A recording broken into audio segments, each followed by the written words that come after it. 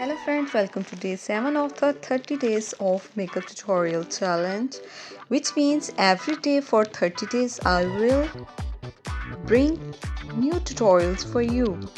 Today, as you must have seen, we are going to be playing in with dark colors of blues. So we started with cream brown base, and here I use visiting card just so that I get a very edgy corner for a very stark, dark, intense look. Now you can see the effect. I have applied 2 shades of blue,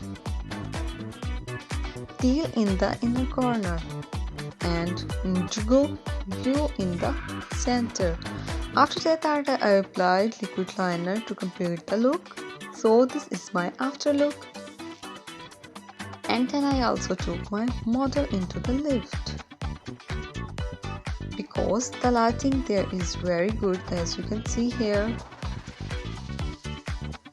So here we shoot in the lift without any lights, and this is how the outer corner. If you like it, then to do like and share, and if you recreate, then do tag me and follow my all tutorials. Thank you.